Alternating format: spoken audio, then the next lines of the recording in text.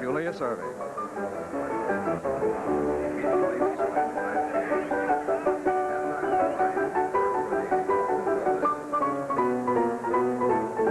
This is the year that the Doc got his title.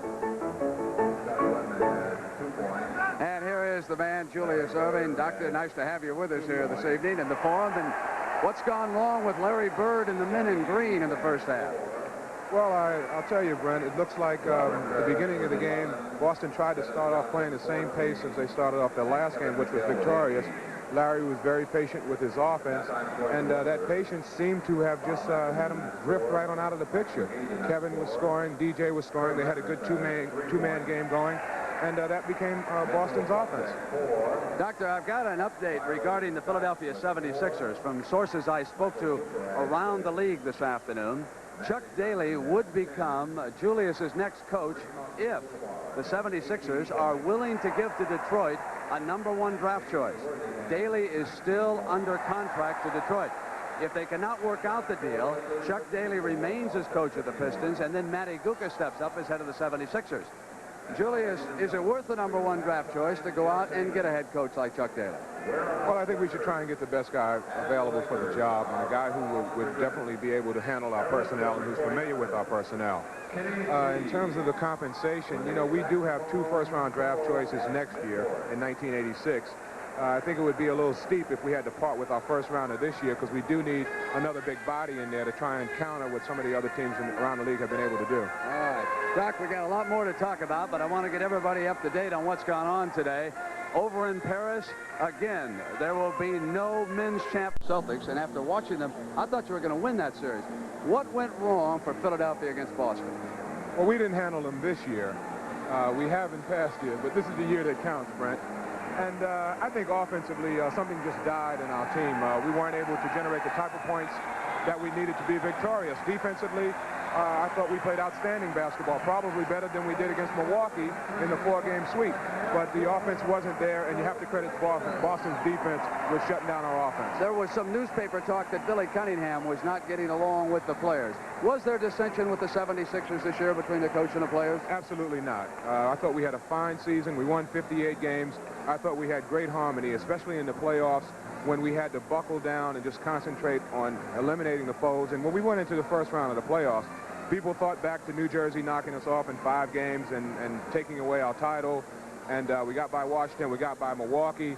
A week in there between Milwaukee and Boston really hurt us, and our defense stayed solid, but our offense lost something. Doc, you've got this marvelous image in polls of youngsters around the country. You are either #1 or #2 amongst all the athletes in the country. Did you cultivate this when you came into professional basketball? Did it happen by accident, and do you cultivate it now? Well, I definitely cultivate it now, and it's not something that I planned when I was in college or high school, because I didn't even know if I was good enough to be a pro player, even after my first year of college. After my second year, I knew I had a pretty good shot, and then after my third year, I was gone because I signed as a junior. What happened my first few years as a professional was that I did a lot of public service, a lot of charity work, and people got a chance to see me in a different light, see me in a suit and tie, and just doing things for goodwill and for a good cause, and that is where the cultivation began. So it was something that I just evolved into, and not something that I specifically planned, but it's something I hold in high regard right now and I try to protect. Your great skills on the floor obviously have eroded simply because you're a little older. Now, what are your plans, and how much longer will you play? Eroded? Is that the word that we're going to use here? Sometimes less. High class for me. Sometimes blowing up, Doc. But I still love you, kid. Sometimes less is more, Brent. And I think I felt pretty good about my season. The playoffs against Boston, you know, I think I probably could have done a little more. I think I did do more defensively against Boston than I had in the previous series. So in looking at the whole year, I think it was a good year for me.